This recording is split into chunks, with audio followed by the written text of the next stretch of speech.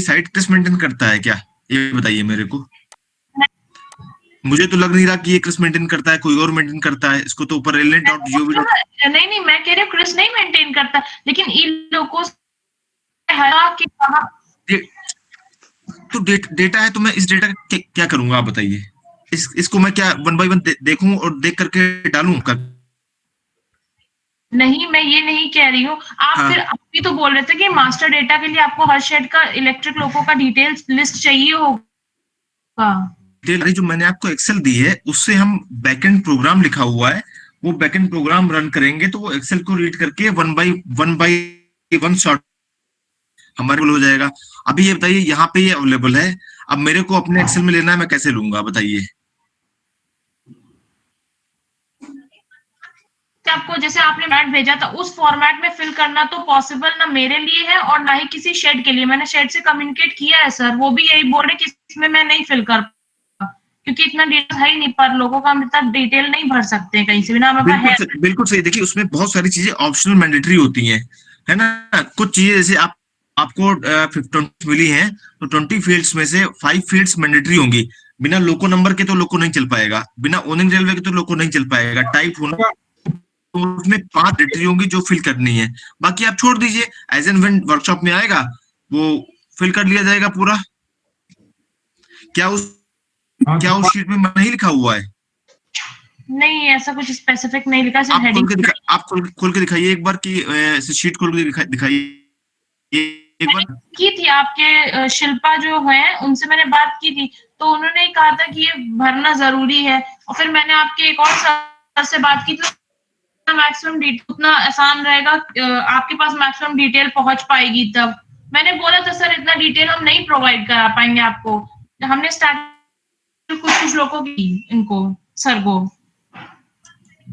नहीं, मैं एक बार मेरे को जो आपकी शीट है ना, जो आपको शीट दी गई है, तो उस शीट में ऑप्शन लिखा हुआ है कि नहीं लिखा हुआ है, क्योंकि ये बहुत आपकी जेन्युइन बात है कि सारी फील्ड अगर अगर 20 फील्ड्स दी गई हैं तो 20 फील्ड्स एक साथ में, जेन्युइन बात है में आती है। एक बार आप शीट चेक करिए, शीट में मैंडेटरी ऑप्शन लिखा हुआ है या नहीं लिखा हुआ है, क्योंकि मुझे भी तो जिसने भी शीट बना के दी है ना, फिर मैं उसकी ठीक है, समय जाइए।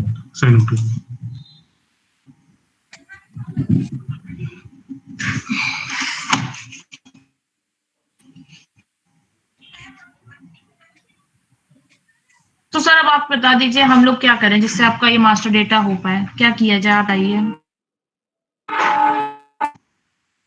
हेलो। हाँ हाँ हाँ, हेलो। हाँ, बताइए देखिए, सर। हाँ सोल्यूशन यही है इसका कि हम इसमें फील्ड आपको करके मैंडेटरी फील्ड अलग से डिमार्केट कर देंगे आपको। वो फील्ड आपको फिल करनी ही पड़ेगी, उसमें कोई ऑप्शन नहीं है ना। और दूसरा है कि अगर मतलब बोर्ड से या कहीं से अगर कुछ हेडक्वार्टर से कहीं कुछ सिस्टम चलते हैं, जैसे आपने दिखाया ई लोको वाला चलता है, अगर कोई सिस्टम अगर वो कोई दिक्कत नहीं है।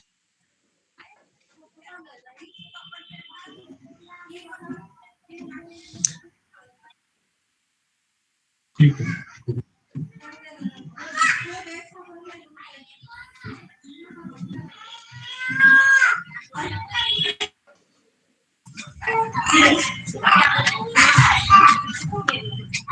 शिल्पा ने भेजी होगी शायद मेरे ख्याल से।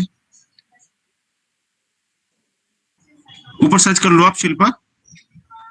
नहीं नहीं, इसमें एक मिनट में देख ले रही हूँ।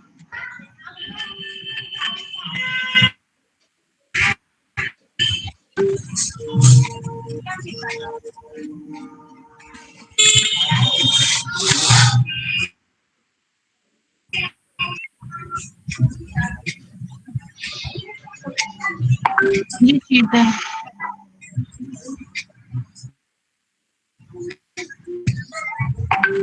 ठीक है, इसको मैंने देख लिया है ना। इसको मैं अभी क्या करता हूँ ना, इसमें मैंडेटरी ऑप्शनल करा करके 1 घंटे में आपको दोबारा रिवर्ट बैक कराता हूँ। इस मैंडेटरी है मतलब मैंडेटरी जो फील्ड्स होंगी वो 5 से ज्यादा नहीं होंगी, 5-6 से ज्यादा नहीं होंगी।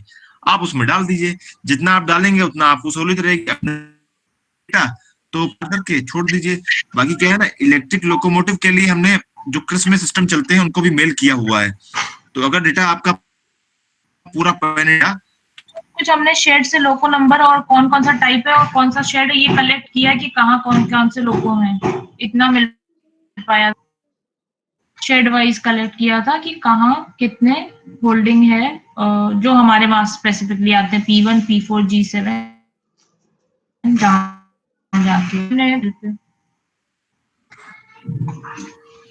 कोई नहीं, एक बार मैं आपको इसमें मैंडेटरी ऑप्शनल करा करके दे रहा हूँ, है ना। फिर आप जो मैंडेटरी हो, जो फील्ड्स होगी, उसको आप देख लेना, उसको जरूर फिल, क्योंकि उसके बिना सिस्टम चलेगा नहीं, है ना। जैसे कुछ डेट्स हैं उसमें जरूरी होता है, डेट्स कमीशनिंग होती है, क्योंकि अभी आपका इन आउट होने लगेगा, फिर प्रॉब्लम आप फंस जाएंगे, आगे जाएंगे जब कंडम होने को जाएगा, लाइफ क्या है उसकी, कमीशन कब हुआ था उसका, तो इन आउट तो आपका आ जाएगा, लेकिन आगे की प्रोसेस अटक जाएगी उसमें।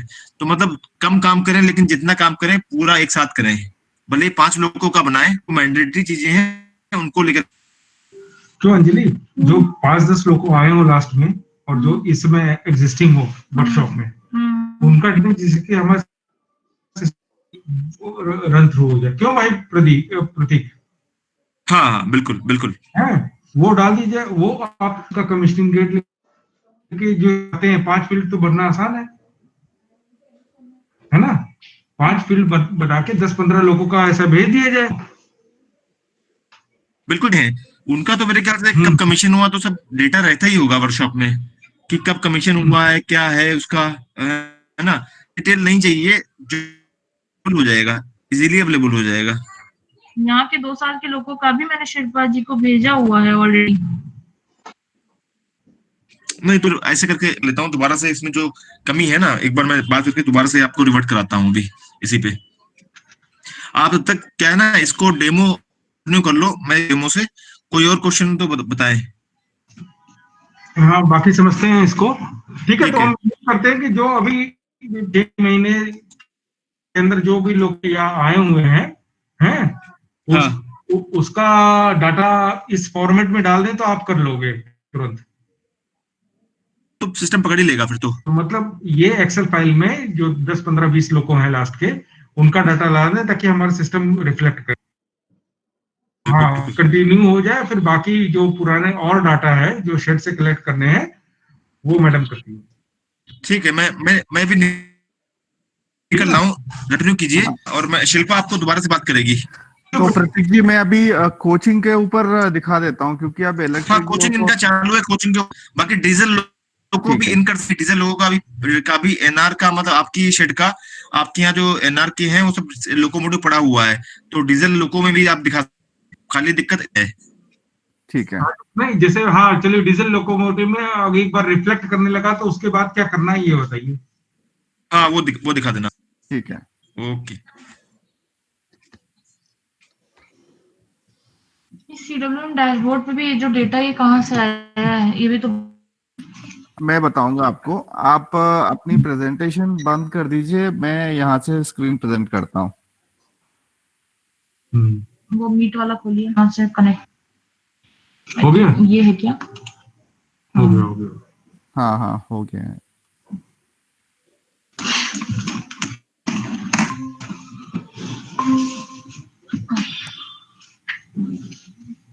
आप देख पा रहे हैं अभी स्क्रीन? हाँ हाँ, बिल्कुल। मैं सबसे पहले आपको डैशबोर्ड्स के बारे में कर देता हूँ कि ये डेट से आता है, कैसा आता है और किस तरह कैलकुलेट होता है। आप यही पूछ रहे थे ना मैडम? जी। आप यहाँ देखिए, फर्स्ट वाला जो ब्लॉक है ये वर्किंग डेज करके हैं। ये वर्किंग डेज आपको अपडेट किया जाता है यहाँ मास्टर डेटा में। आप यहाँ देख सकते हैं अपडेट वर्कशॉप हॉलीडेज हैं, ठीक है। Working days system automatically pickup करता है, जैसे कि हम सैटरडेज को और हॉलीडेज को छोड़ देते हैं उस महीने में, तो यहाँ से हमारी वर्किंग डेज कंप्लीट हो जाती है, तो ये अपने आप काउंट कर लेता है। आपको यहाँ कुछ करना नहीं है, इसके लिए आपको सिर्फ अपडेट, ये हॉलीडेज का जो कैलेंडर है इसे आपने इसको अपडेट तो कर दिया है, यहाँ दिख रहा है लिस्ट इसका। तो इसको बेस कर ये वाला फर्स्ट ब्लॉक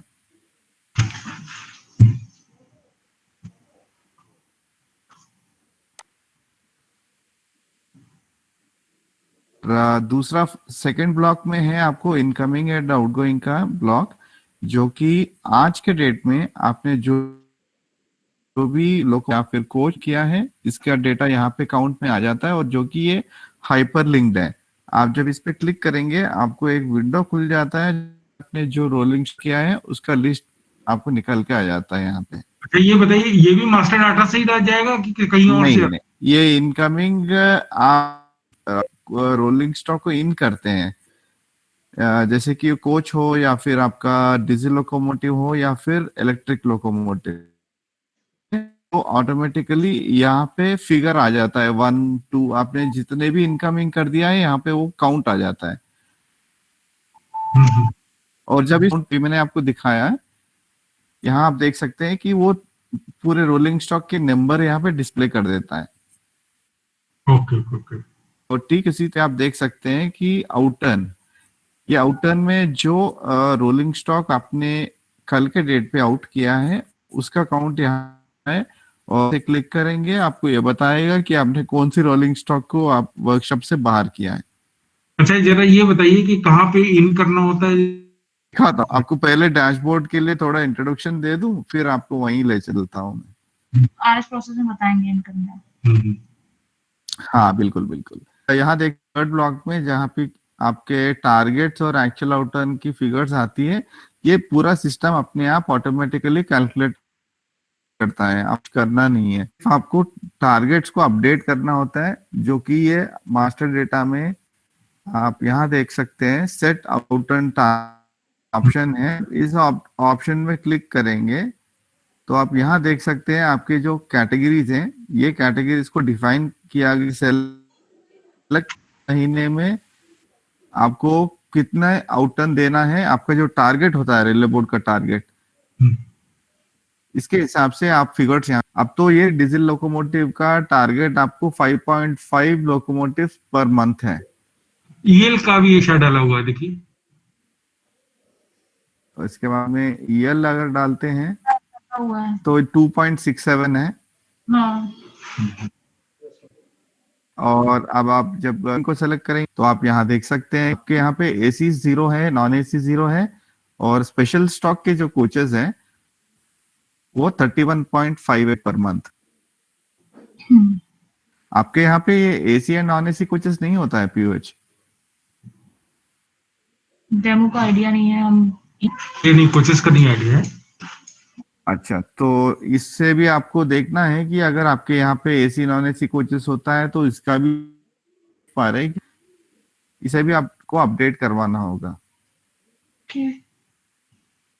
आप ऐसा कीजिए, एक पेपर पे ना लिखते जाएगा कि चीजें हैं जो आपको अपडेट करनी है आपके एंड से।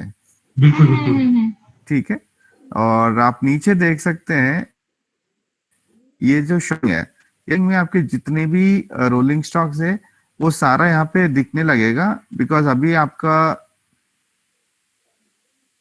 डीजल लोकोमोटिव 0 पे कुछ नहीं आ। अगर आप जैसे इनकमिंग करेंगे तो यहाँ पे आपको दिखेगा, और जब आप रोलिंग स्टॉक अंदर करते हैं तो आप ये बोल उस रोलिंग स्टॉक में ले रहे हैं या फिर आईओएस में ले रहे हैं या कंडेमनेशन है, कन्वर्शन है, वो जो भी है आपको उसके अंडर में आपको रिफ्लेक्ट होने शुरू हो। तो ये डैशबोर्ड है CWMs आपके लिए, और सभी डैशबोर्ड सिमिलर, इसमें कोई नहीं। अब मैंने कोच का डैशबोर्ड दिया तो आप देख सकते हैं यहाँ पे जो आपकी टारगेट्स हैं सारी अपडेट हो चुकी, और ये आपका टारगेट है और ये आपके शॉप के होल्डिंग्स है। यहाँ पे कोड वाइज आपको दिखाई दे रहा है, डीपीसी 8 है वर्कशॉप, जो कोचेस पीओएच के अंदर दिखाई दे रहा है आपको।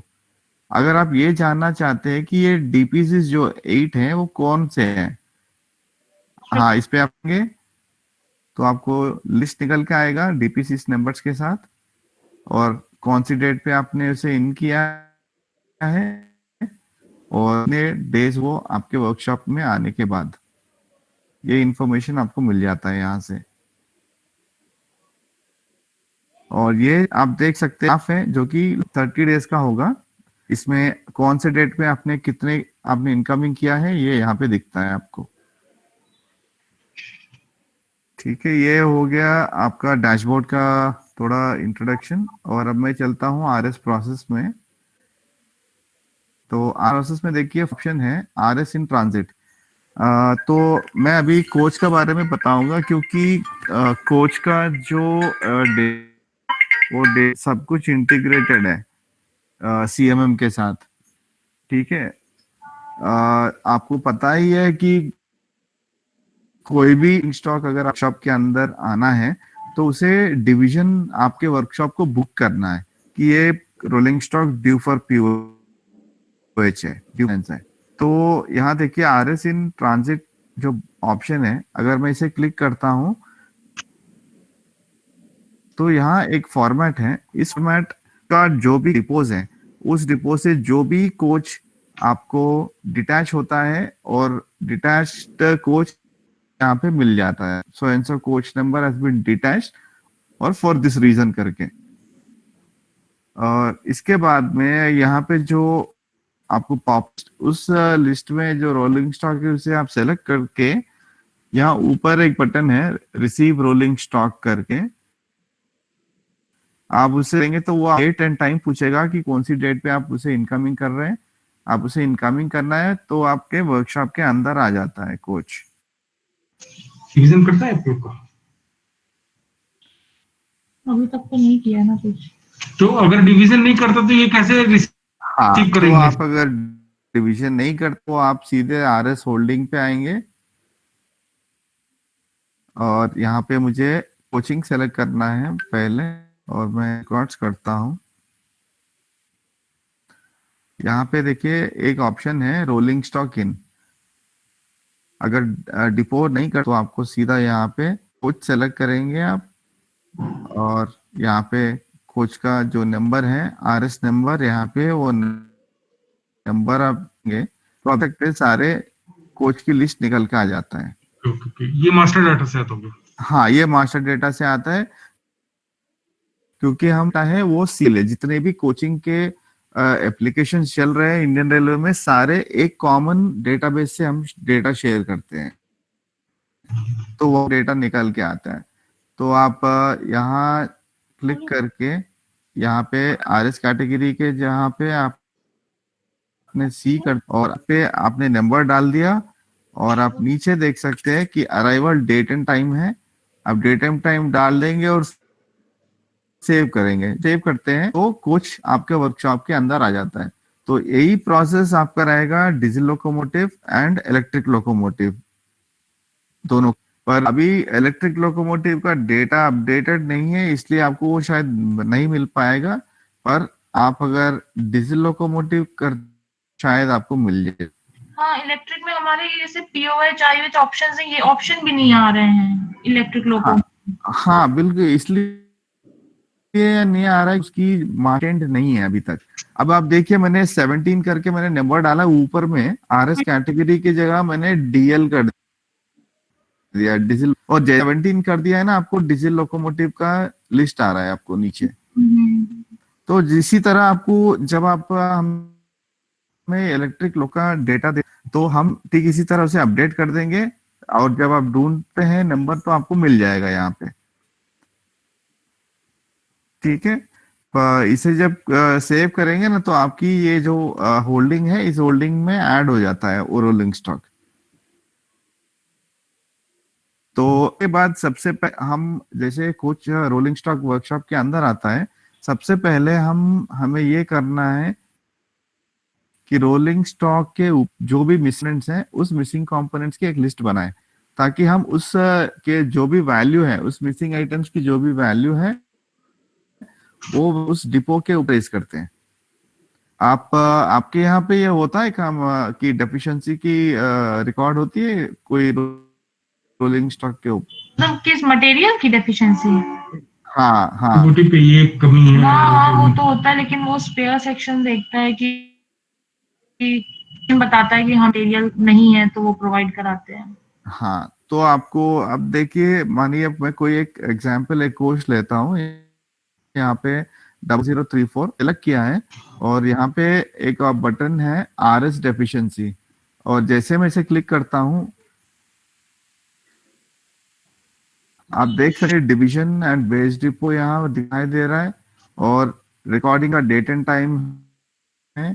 मैं डेट सेलेक्ट कर रहा हूँ भाई। यहाँ पे आप यदि उस एम्प्लॉय का नाम या फिर उसका एम्प्लॉय नंबर लिख सकते हैं, और ये ऐड रिकॉर्ड एक ऑप्शन है जो कि मैं यहाँ जाके अगर पीएल नंबर डालता हूँ तो आप देख सकते हैं पीएल की लिस्ट है। आप ये समझिए कि पीएल नंबर उसे याद नहीं है, एम्प्लॉय पीएल नंबर याद रखना उसे मुश्किल होता है, तो आप डिस्क्रिप्शन हैं, नाम लिख के उसका मटेरियल। हाँ आप इधर पीएल नंबर या फिर डिस्क्रिप्शन कोई भी देख के आप उसे ढूंढ सकते। तो मैं मिरर करके डाल दिया, आप देख सकते हैं कि मिरर होल्डर मैंने सेलेक्ट किया तो ये अपडेट हो चुका है, और यहाँ चला है मिरर कितनी क्वांटिटी मिसिंग है, और इसे मैं सेव कर दूंगा।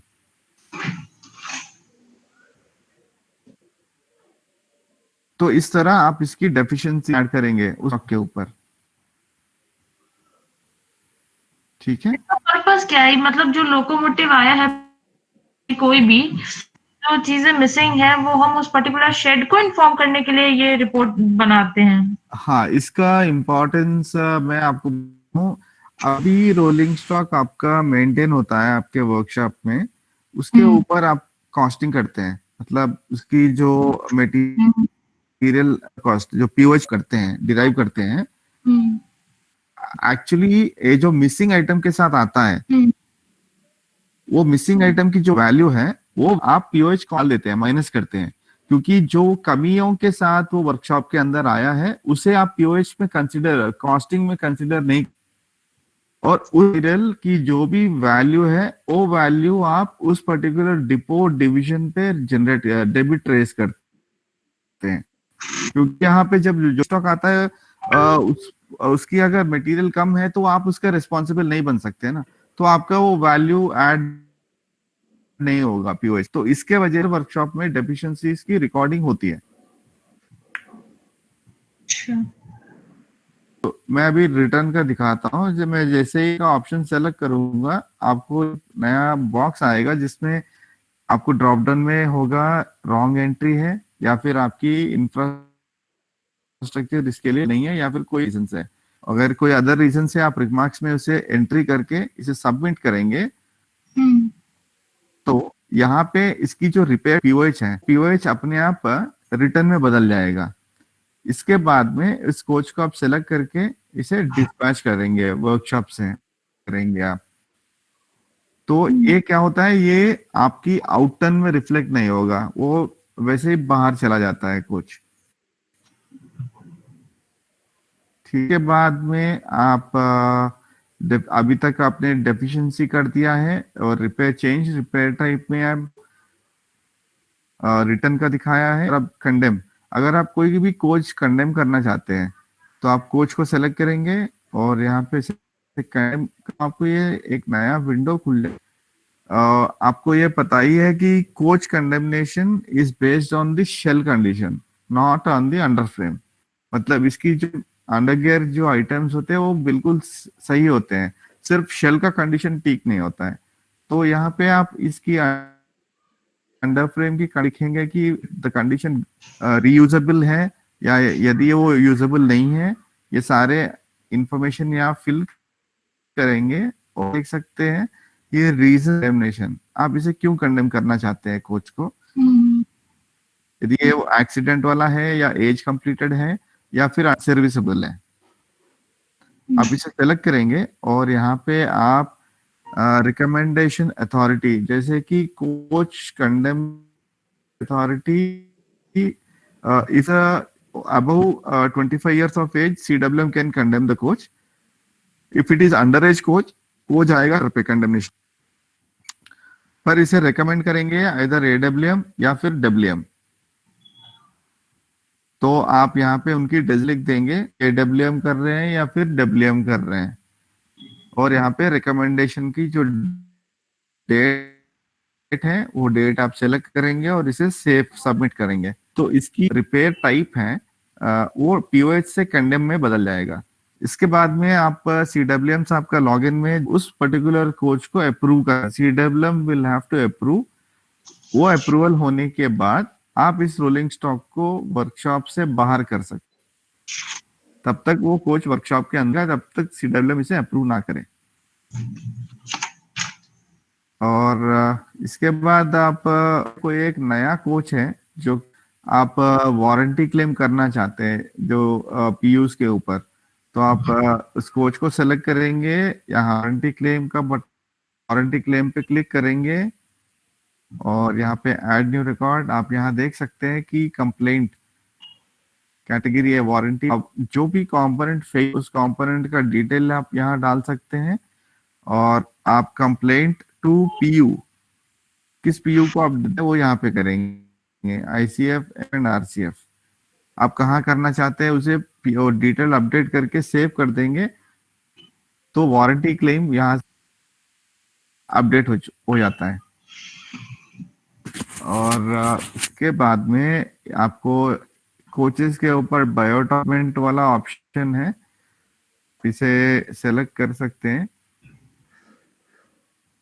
तो सारे डीपीसीज पे तो बायोटॉयलेट नहीं होता है। और अब डीपीसी अगर आप कन्वर्ट कर रहे हैं तो मैं इसे सेलेक्ट करके यहाँ assign activity type and work order, आप यहाँ देख सकते हैं कि एक्टिविटी टाइप में अभी पीओएच है। अगर मैं इसे पीओएच एंड कन्वर्शन करता हूँ तो आप यहाँ देख सकते हैं कि पीओएच में रोलिंग स्टॉक की टाइप, आप किस टाइप में आप इसे कन्वर्ट करना चाहते हैं। अगर आप इसे एआरटी में कन्वर्ट कर रहे हैं तो आप इसे यहाँ सकते हैं एआरटी, और इसे सरेंगे आप तो ये कोच कन्वर्ट हो जाएगा एआरटी में। ओके, हाँ, तो इसका आरएस प्रोसेस में कर रहे हैं, आरएस प्रोसेस। हाँ, आरएस प्रो में टाइप और ये असाइन एक्टिविटी टाइप लगभग सेम ही है, नहीं?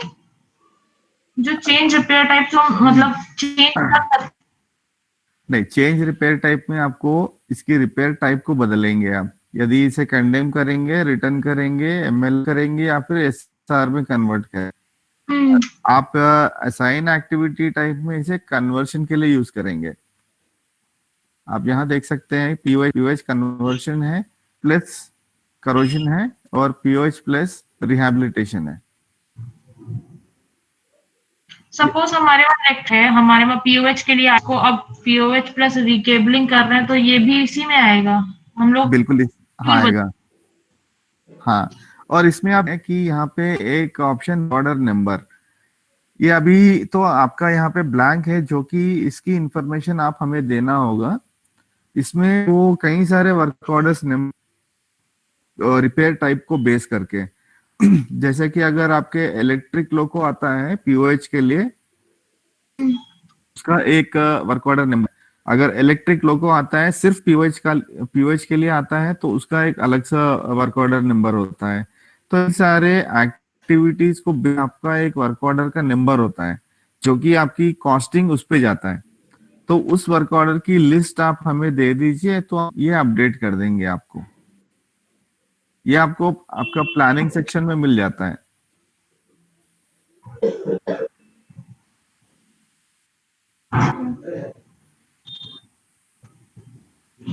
अभी आप यहाँ पे जितने भी कोचेस हैं ये आप एनटीएक्सआर कर रहे हैं कोचेस? किसको? एनटीएक्सआर आपके वर्कशॉप में एक न्यूट्रल ट्रेन होता है जो कि कोच आने से पहले वो इंस्पेक्शन के लिए जाता है उनके पास। अब ये ऑन पेपर होता है, ये पीपीओ देखता है टॉप में जो हैंडओवर टीएलसी को लोगों करता है, फिर ट्रायल होता है। अच्छा, नहीं तो मुझे ये समझ में आ रहा है लोकोमोटिव साइड से नहीं है। अच्छा, तो एक्चुअली अभी वो का तो मैं दिखा नहीं पाऊंगा कि उसकी डेटा तो नहीं है अभी हमारे पास। तो अभी प्रतीक जी ने आपको बताया कि वो फॉर्मेट अभी आप करेंगे, आप उसकी अपडेट करके आप दीजिए, मैं इलेक्ट्रिक लोगों का आपको शेड्यूल करूंगा मीटिंग। तो राकेश जी आप ऐसा कर सकते हैं कि कोई कोचिंग साइड से जो आप उनको बिठा दीजिए, हम उनको कोचिंग का ट्रेन का, मैडम को तो हम कितना भी दिखाएं, उनके सब्जेक्ट तो इलेक्ट्रिक लोकोमोटिव है। बट तो सेम ही होंगे ना उसमें भी? ऑप्शंस तो सेम ही रहेंगे, ऑप्शंस में कोई डिफरेंस नहीं रहेगा, बस अभी ये कोशिश कर रहा हूँ कि उसमें कुछ लोकोस 5-10 लोको कर दें, डाल दें, हाँ हैं हाँ शाम या कल सुबह तक, हाँ जो और वो भेज दें क्रिस, उसके बाद प्रोसेस शुरू हो जाएगा। अच्छा ये बताइए, आरएस प्रोसेस में जो ये डिफरेंट टैब्स दिए हैं, आरएस इन ट्रांजिट, हाँ आरएस साइन, इसको खोल लीजिए। आरएस ट्रांजिट है, इसके बाद में आरएस होल्डिंग है, हम्म, के बाद में आपको assign and revoke quarantine status है, अच्छा और लाइव प्लेसमेंट, इसका भी शायद आपने इंफॉर्मेशन नहीं दिया है। आप एक और फॉर्मेट दे दीजिए, मैं आपको शेयर करता हूँ फॉर्मेट को। आपके वर्कशॉप के अंदर भी शॉप्स है, उस शॉप्स में कितने लाइंस हैं और उस लाइंस में आप कितने रोलिंग स्टॉक्स को खड़ा कर सकते हैं, आप हमें देना है। क्योंकि आप वर्कशॉप के अंदर कोई रोलिंग स्टॉक ले लेते हैं तो हम एक प्रोविजन देते हैं कि आप उस रोलिंग स्टॉक को किस आप डालना चाहते हैं वो आप कर सकते हैं यहाँ से। अच्छा अभी 13-16 कुछ दिखा रहा है, वो तो ऐसे दिखा रहा दो है। ही लाइन दिखा रहा है जो कि हमारे वहाँ, और तो हाँ आप वो लाइन, मैं आपको फॉर्मेट शेयर करूंगा उसका, आप उस फॉर्मेट में डेटा अपडेट करके आप हमें दे दीजिए, तो फिर हम उसका आप डेटा एंट्री कर देते हैं बैकएंड, और ईच लाइन का नाम और उस लाइन का कैपेसिटी, कितने रोलिंग स्टॉक आप उसे खड़ा कर सकते हैं। और स्टेटस क्या है? क्वारंटाइन स्टेटस आपको पता ही है, कोविड के टाइम में कई सारे कोचेस को हमने क्वारंटाइन बदल दिया है। तो आप यहाँ देख सकते हैं कि सारी कोचेस की लिस्ट है जो कि क्वारंटाइन में हम अगर आप बदलना चाहते हैं, आपका एनआर में आता है ना? हाँ, तो आप देखिए कोई भी एक कोच है जो एनआर क्या है, मैं ये लेता हूँ 07411, अगर इसको यहाँ देखिए मैं अंडू क्वारंटाइन स्टेटस, इसका मतलब ये ऑलरेडी क्वारंटाइन में मार्क कर चुका है, ये आपको दिख रहा है ना अंडू क्वारंटाइन। अगर मैं दूसरा, अब जैसे ऊपर में जो कोच है एलएचबी, उसे अगर मैं सेलेक्ट करता हूं तो वो दूसरा बटन दिखा रहा है असाइन क्वारंटाइन। तो अगर कोई भी कोच क्वारंटाइन में आपने मार्क कर दिया है तो उस कोच को यहाँ से सेलेक्ट कर सकते हैं और उसे असाइन क्वारंटाइन बटन क्लिक करके उसे कोई कोच में बदल सकते हैं। ये कहाँ से अच्छा क्वारंटाइन। और को ये दूसरा यहाँ पे है line and bay placement position, जैसे आप यहाँ क्लिक करते हैं तो देखिए आप यहाँ पे सिर्फ 4 लाइन प्रोविजन है, इनलाइन 13 इनलाइन 16 करके 2 आपने नाम दिया है, और आउटलाइन 13 आउटलाइन, जहाँ लिखा है कि इनलाइन 13 की कैपेसिटी है 200 कुछ लगाने का, और जो कि सिर्फ 1 कोचेस अभी उस लाइन है। ये आपको देख सकते हैं ना, ये आपकी ये जो डेटा आपको दिख रहा है यहाँ पे, ये 1 कोचेस की डेटा है।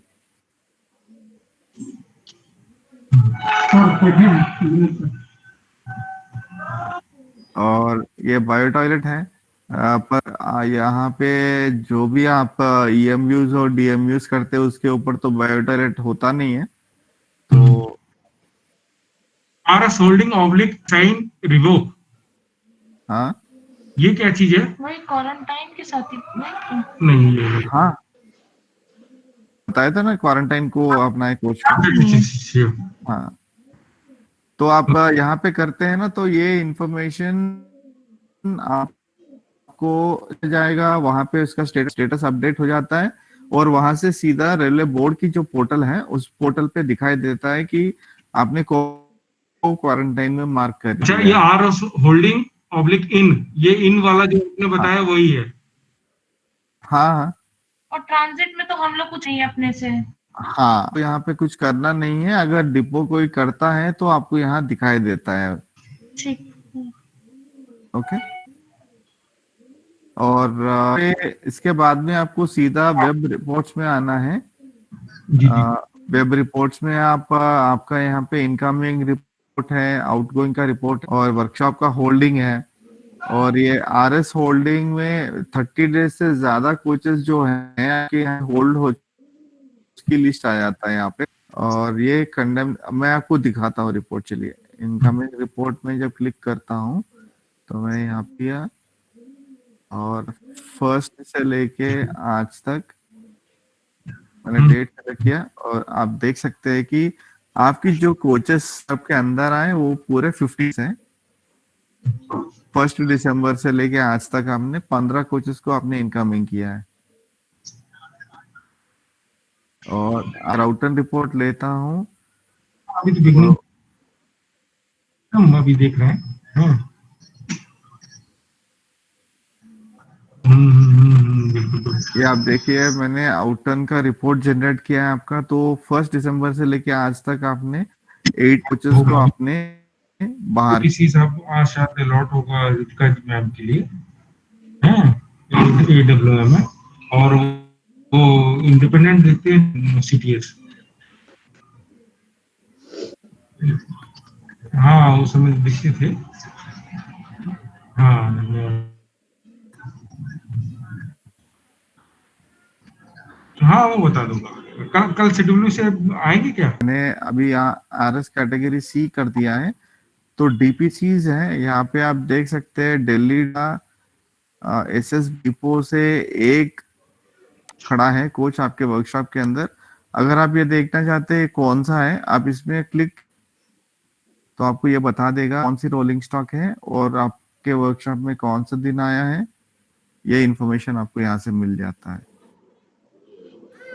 देख सकते हैं कि इतने सारे कोचेस हैं, करीब 12 कोचेस हैं जो कि आपके वर्कशॉप के अंदर है। और इनका अंदर से ज्यादा हो, ये लिस्ट यहाँ से मिल जाता है। आप यदि उस रोलिंग स्टॉक का नंबर देखना चाहते हैं तो यहाँ देखिए RS है टैग, मैं इसे करके यहाँ पे छोड़ देता हूँ तो आप देख सकते हैं कि RS नंबर भी आ जाता है।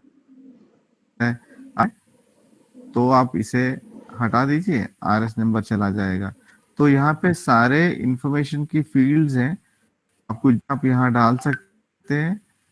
आपको नहीं चाहिए, आप जिस तरह आप कस्टमाइज करना चाहते हैं कर सकते हैं आप इस रिपोर्ट में। आ रही है ना आपको?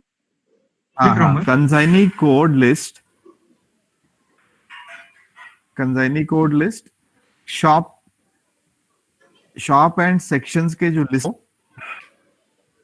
और आपको ये एक अभी मैं यूजर का पैटर्न बताता हूँ। अभी मैप के बारे में एक्सप्लेन करूंगा क्योंकि पेंट कॉमन सेक्शन होता है हर वर्कशॉप।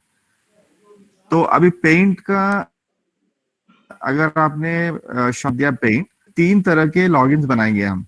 पहला वाला लॉगिन होगा शॉप यूजर, पेंट शॉप का जो यूजर होता है वो यूज करेंगे। दूसरा यूजर हो इंस्पेक्शन, इंस्पेक्शन होता है ना आपके पास, इंस्पेक्शन की जो SSC हो या फिर जेई हो,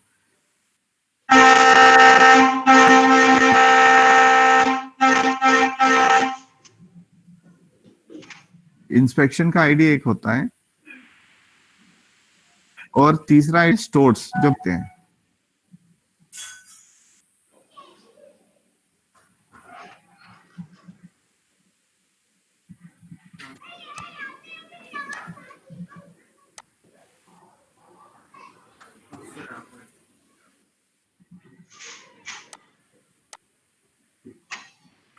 आपने लिख दिया है राजेश जी?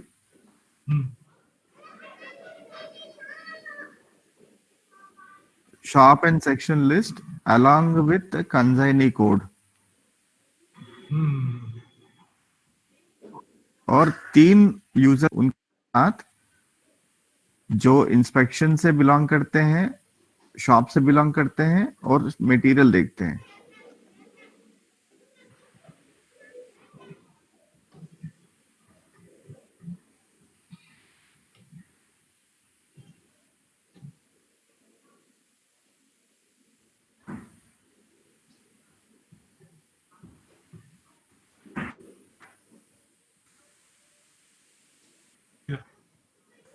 तो आप ये इंफॉर्मेशन आप कब तक मुझे दे सकते हैं आप? 1-2 दिन के अंदर देते हैं, देखते हैं, हाँ, बात करते हैं। तो आपकी और एक आप आपका जो वर्कशॉप में मटेरियल सेक्शन होता है ना, मटेरियल का जो एसएससी होता है, मटेरियल देखते हैं आप सेक्शन की, मटेरियल की जो लिस्ट होती है ना, उसका पीएल नंबर होता है। हाँ, तो उस पीएल नंबर्स की शॉप वाइज आप कि इस शॉप में ये इतने सारे पीएल नंबर्स हम यूज करते हैं। तो कई सारे ऐसे मटेरियल भी हैं जो कि कई सारे शॉप्स यूज कर सकते हैं उसको। तो आप एक कंप्लीट लिस्ट भी आप मटेरियल का रेडी कर लीजिए। उससे पहले जो अभी मैंने आपको इंफॉर्मेशन बताया, इस इंफॉर्मेशन को आपको रेडी करना है। मटेरियल से आपको नाम, कंसाइनी कोड्स और इलेक्ट्रिक लोकोमोटिव की जो लिस्ट है वो वाली लिस्ट बना के हमें दे, के साथ में जो चेक लिस्ट है वो वाला, और वो कंसोलिडेटेड जो रिपोर्ट बनता है, एक ब्लैंक रिपोर्ट, एक विथ डेटा।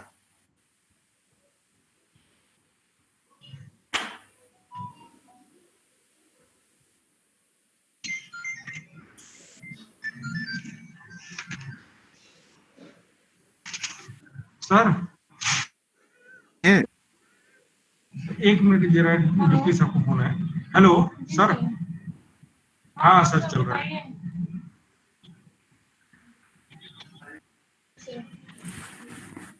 ठीक।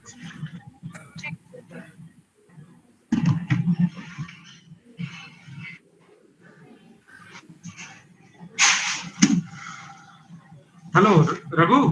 हाँ, बताइए राजेश जी। हाँ हाँ, ये तो हम ये आपको एक तो चेकलिस्ट, चेकशीट देनी है आपको। हाँ, शॉप इंस्पेक्शन से, शॉप से, और मटेरियल जो देखता है बंदा, उसका फोन नंबर देंगे, नाम भी देंगे आप? नाम भी देंगे, और हाँ, उनका फोन नंबर होगा, ठीक है। ओके। और जो शॉप्स में पीएल नंबर्स हैं, ठीक है, तो कौन हाँ हाँ, में आपको चाहिए। करेक्ट, राइट ठीक है। राइट। और बताइए, जो मास्टर डाटा के लिए जरूरी है, जो हमारा ये है। हाँ, आपको वो लाइंस का एक फॉर्मेट दूंगा कि कौन सी शॉप में कितने लाइंस है और उस लाइंस की कैपेसिटी क्या है, वो मैं आपको फॉर्मेट मैं दूंगा आपको। वो आपको अपडेट करके दोबारा पहुंचाना है आपको। और मैंने आपको एक और चीज बताई कि act wise work order number हैं, वो भी आपको एक लिस्ट बना के देना है।